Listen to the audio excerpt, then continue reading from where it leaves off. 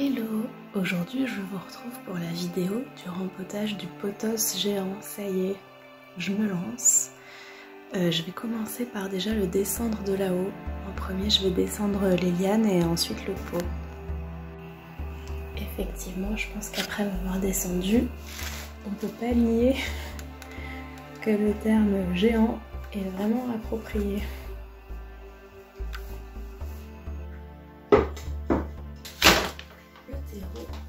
La perlite.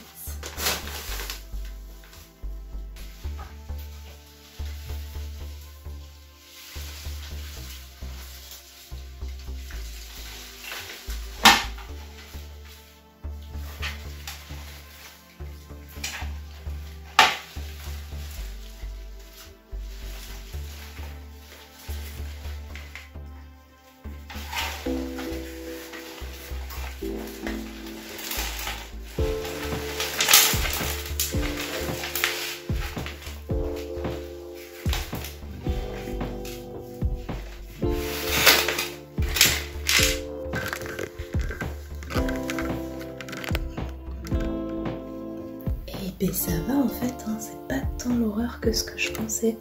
Bon, ça a bien colonisé les billes d'argile du fond, mais voici quand même, ça a bien fait le retour du pot avec les racines. Il est temps, mais c'est pas non plus la cata, surtout sur le dessus du pot, franchement ça va. On va aller rater tout ça.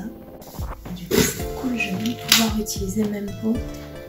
Je suis pas obligée de changer, je vais juste réorganiser les racines et modifier un peu le terreau.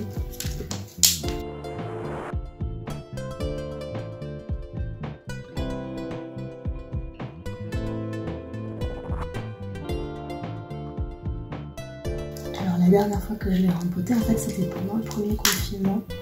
C'est dommage d'ailleurs que j'ai pas filmé parce que ça avait été une aventure. J'avais pris quelques photos, mais voilà. Et je manquais de... Enfin, je pouvais pas aller acheter de la perlite, je pouvais pas faire tout ce que... On pouvait pas faire tout ce qu'on voulait en jardinerie, etc. Enfin, en tout cas, je le faisais pas. Et du coup, dans le terreau, pour faire le rôle de perlite, dans le terreau, j'avais mis des petites billes d'argile. Et c'est peut-être pas génial, surtout sur le long terme. Enfin, ça n'a pas trop mal réussi, hein. C'est un truc de dépannage que vous pouvez faire, mais bon, je vais pas recommencer quoi. Par contre, je vais récupérer les billes d'argile pour refaire le tapis de billes d'argile du fond. Et contrairement à d'autres fois où je m'amuse un peu à les désinfecter, tout ça, là je vais pas trop me faire chier. Enfin, je les désinfecte pas, mais je les ébouillante un peu pour éviter les nuisibles. Franchement, j'ai pas envie.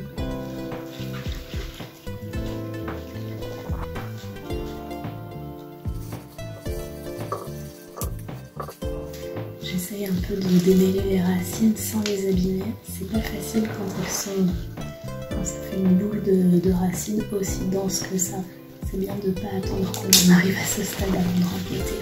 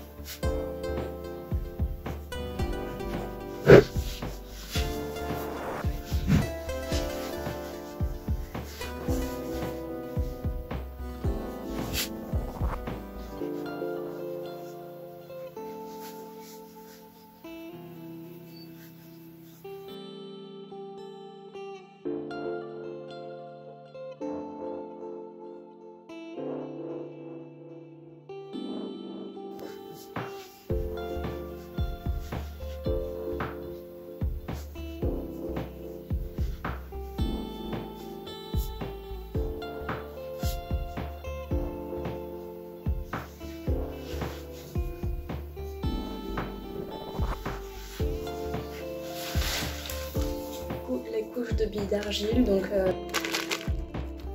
je dirais qu'il y en a 1 ou 2 cm. Je vais faire le mélange directement dans le pot. Là, j'ai envie de faire comme ça. C'est un pothos doré, c'est pas fragile, c'est pas grave si c'est pas parfait. Et la perlite.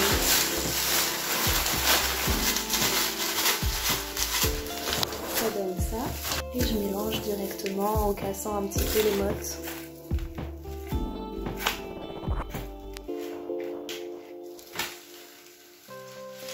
Un petit test. Ouais, là ça m'a l'air pas mal. Je récrase un peu plus les mottes. J'essaye d'enlever les putains de bouts de bois qu'il y a toujours dans le terreau. Je vais en refaire une petite couche.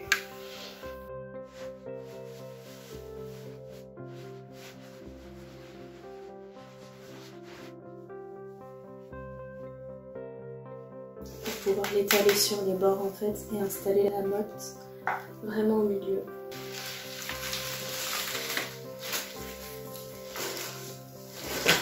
Je vais creuser un peu plus le trou du milieu. Et ensuite, je mets toutes les racines, toute la motte. J'essaye d'attraper les bouts de racines qui veulent venir, voilà.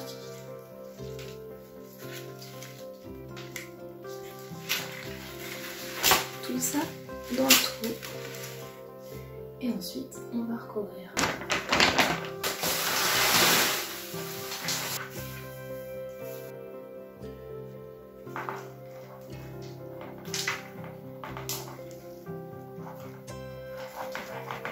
Et hop, je verse par-dessus.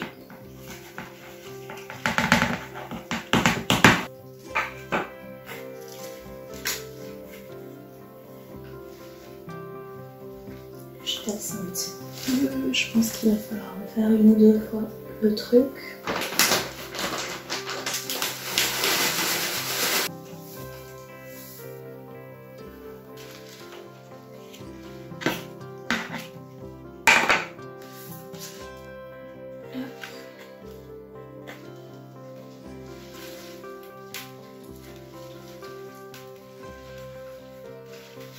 Voilà, je tasse un peu, mais pas trop. Le but c'est pas de tout écraser pour tout s'étouffer, pour que jamais que les racines elles poussent en haut. Voilà, il n'y a plus qu'à la réinstaller. Bon, depuis tout à l'heure j'essaye de démêler tout ce mess, sauf que je pense que je vais changer de direction. Déjà parce qu'il y a un côté où il n'y a pas de lumière et un côté où il y a la fenêtre. Donc je pense que je vais mettre plutôt les lianes de ce côté du frigo, surtout les lianes longues. Après des lianes courtes, ici ça peut le faire. En fait là je galère vraiment à tout démêler et je me dis qu'en fait je le fais peut-être pour rien parce qu'il y a pas mal de lianes qui sont comme ça, hyper dénudées, c'est ce que je disais dans la vidéo précédente, et en fait ça va être ultra moche si je mets ça même du côté où il y a des feuilles, du côté de la fenêtre. En fait ça va faire archi moche, donc je pense que je vais couper toutes les lianes qui sont comme ça bien dénudées. Ça va être beaucoup plus facile pour démêler et ça me permettra de faire des boutures. Bon après j'ai pas besoin de plus de boutures de cette plante normalement, mais ça me permettra de faire des boutures. Et du coup ça va un peu raccourcir la plante, tant pis. De toute façon elle pousse tellement que vraiment c'est pas le drame, hein. Avant je la raccourcissais pour pas qu'elle soit dans la vaisselle. Je peux peut-être la raccourcir pour qu'elle soit jolie un peu cette fois. J'ai trouvé que mes ciseaux de coiffure. Pas grave, justement ils sont bien, j'espère qu'ils sont bien aiguisés pour ça. Alors c'est parti, dernière feuille de cette liane avant un long truc pourri. Je coupe juste après, tac. Je ramasserai après les boutures. Pareil, ça c'est horrible. Bon, je vais pas tout vous filmer, je vous montrerai le résultat surtout. Bon, voilà, j'ai taillé vénère. La plante a vraiment beaucoup raccourci. Alors bon, vous la connaissez pas autant que moi qui passe devant tous les jours, donc ça peut paraître aller, mais en fait, ouais. À part deux lianes que j'ai bien enroulées, là, je sais pas si on voit la tache en haut, celle-là et celle-là, qui sont un peu... j'ai fait une boucle en fait. Sinon, ça c'est la longueur max, quoi. Alors qu'avant elle était très longue. Je vous montre tout ce que j'ai coupé. C'est vraiment le méga chantier là. Tout ça du coup ça va faire des boutures que je vais mettre dans un vase. Et ça du coup c'est les tiges nues que j'ai coupées. Ça c'est des tiges dont j'ai pas enlevé les feuilles d'ailleurs. Il en reste encore un peu.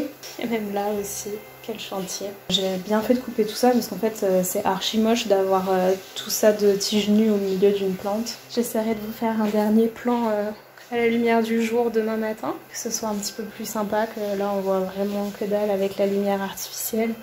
Mais bon, c'est la nuit. Je vais mettre tout ça dans un vase pour faire des boutures et du coup avoir des lianes longues et peut-être qu'au prochain rempotage je les mettrai dedans, je sais pas. Plus probablement je vais refaire, je pense que je vais refaire je vais créer une nouvelle plante quoi, je vais refaire une potée. Alors mes expériences de potée c'est toujours un peu catastrophique mais je vais essayer. Et voilà ce que donne du coup le vase. Alors les lianes sont quand même hyper longues. J'espère que ça va survivre avec seulement parfois 3-4 nœuds quand même que j'ai mis dedans, mais pas beaucoup de racines en fait qui... Par rapport aux feuilles, normalement j'aime bien me dire, allez, une racine pour 3 feuilles quoi. Et là, bon, on n'est pas du tout là-dedans. Après là, je me dis vraiment, j'en ai beaucoup. Donc ce qui n'est pas solide et ce qui meurt, tant pis, après j'en referai d'autres, hein, parce que la plante mère, je pourrais encore la bouturer. Maintenant, il faut que je trouve un endroit où installer ça sans que ce soit emmêlé. Ça va encore être le même problème, je le sens. J'aurais bien aimé pouvoir le poser sur le frigo à côté de la plante mère. Sauf qu'il n'y a pas vraiment de place et j'ai un peu la flemme que ça s'en mêle avec la plante mère. Donc je vais essayer de trouver un autre meuble. Et voilà le résultat à la lumière du jour. Bon, là ça traîne toujours un petit peu. En fait, d'ailleurs je l'ai laissé par terre. Le crochet s'est détaché, donc les boucles que j'avais faites, elles ne tiennent plus là-haut. Après franchement ça me dérange pas forcément que ça aille jusqu'au sol. J'avoue que par contre le fait que ça traîne carrément par terre sur 30 cm, pas génial, je pense que je vais recouper ça. Mais j'attends un petit peu. Et voilà du coup le vase avec les boutures. Malheureusement les lianes vont s'en mêler un petit peu, donc je sais pas ce que ça va donner. Là on est quelques jours après et on voit qu'il y a un tout petit début de racine à un endroit. J'en vois pas d'autres. Mais quand on voit comment se tiennent les feuilles, franchement on peut se dire que ça va, il est pas trop déshydraté.